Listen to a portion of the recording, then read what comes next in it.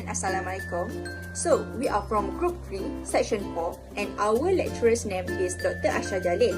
My team member's name is me myself, Aidatul Afzan, Fatiha, Binti Saifulizam, Muhammad Nazif, Christine Lim Jing, and Sam Nureszren. So, we was assigned to separate Hexane Toluene mixture by using flash separator. Our group was assigned to separate Hexane Toluene mixture by using flash separator.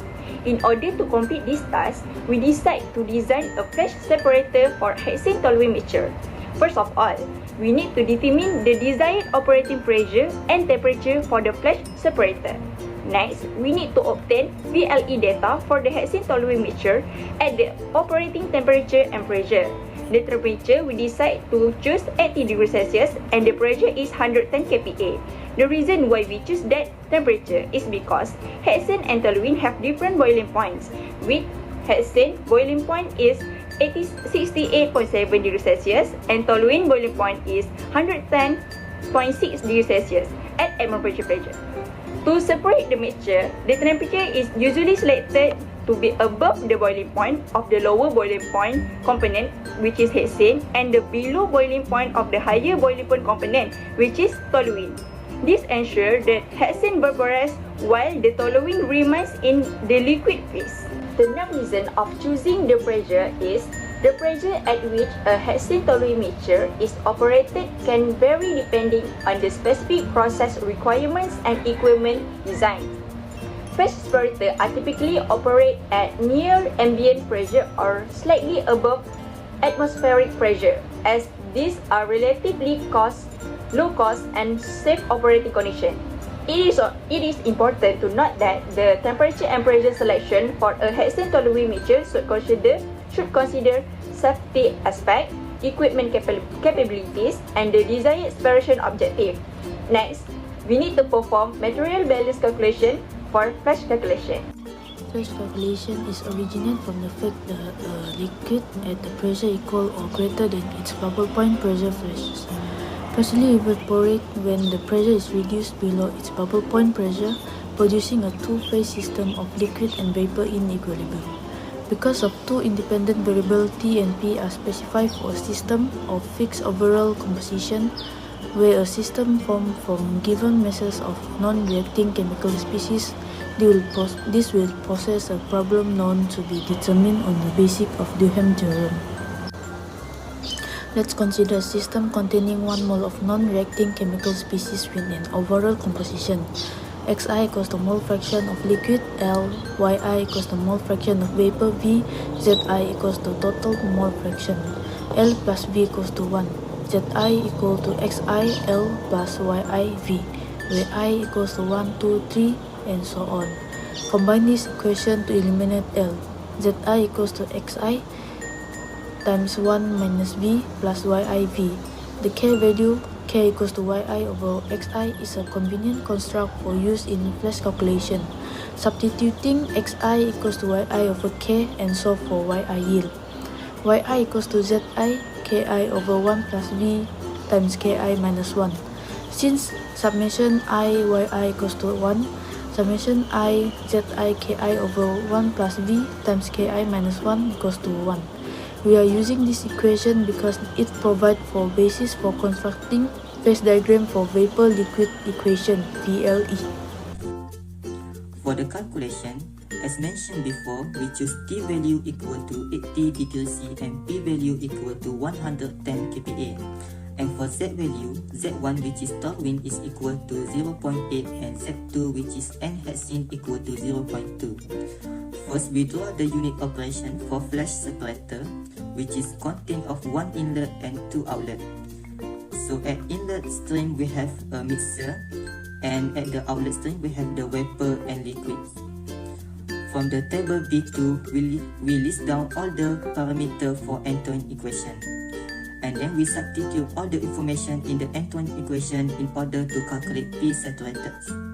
And from the end-to-end equations, we got the P saturated value for Toluene is equal to 38.9166 kPa, and for N-hexane we got P saturated equal to 142.5917 kPa. For the calculation, as mentioned before, we choose t value equal to 80 degc and p value equal to 110 kPa. And for z value, z1 which is Toluene is equal to 0.8 and z2 which is Hexane equal to 0.2. First, we draw the unit operation for flash separator, which is contained of one inlet and two outlet.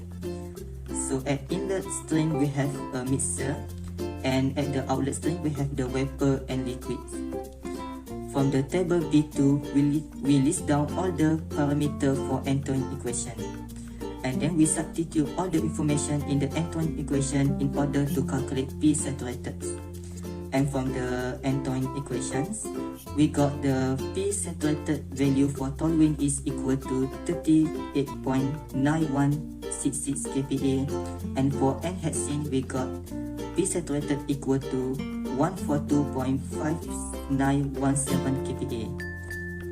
After we get the value for P saturated for Hexane and Toluene, we use that value to calculate P bar and P du in order to make sure that our solution in the vapor-liquid equilibrium. So first, we calculate P bar by using the formula the summation of mole fraction multiplied by P saturation. And we got the P bar value is equal to 121.8567 kPa, which is higher than our pressure value. And then we also calculate for P du, which is using formula 1 over the summation of mole fraction over P saturated. And then we got the value for P du is equal to 93.0265 kPa, which is lower than our P value.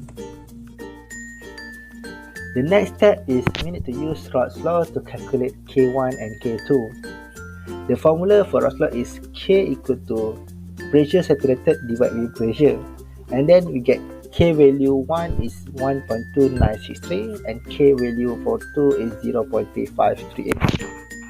And then we need to use equation 30.106 to calculate the mole for the vapor, which is the equation is summation of Z times with K divided with 1 plus V times with K minus 1, and all of the summation is equal to 1. And then we insert the value for all the parameters, and then only left is V for the unknown. From previous equation, we know that the V value is unknown parameter. And then we need to assume and try error for the value of V, which is the first assuming is 0.5. We get 1.0078, too far from 1. And then we increase the number of V by 0.05.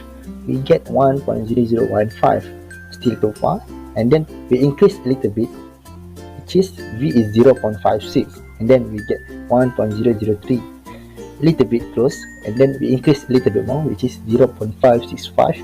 We get 0.998 override, and then we decrease the number of V a little bit, which is 0.563, and then we get the value for mole is 0.563 for the vapor. For the liquid, we need to minus the 1 minus with mole vapor, and then we get 0.437 for the mole of liquid. The last calculation and the last step is we need to calculate the mole fraction for both liquid and vapor. We need to find the vapor first, which is Y equal to Z times with K divided with 1 plus V times with K minus 1. After inserting all the parameters value in the formula of Y, which is vapor fraction, we get Y1 equal to 0.8888.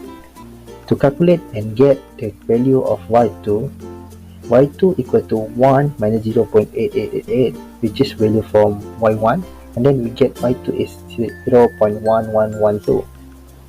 And then we calculate the value of vapor fraction, which is X equal to Y times divided with K. And then inserting all the value, we get the X1 is 0.6856. And then seems like Y2, to get X2, we need to minus the value, which is 1 minus 0.6856, and then we get 0.3144. That's all for the mole fraction.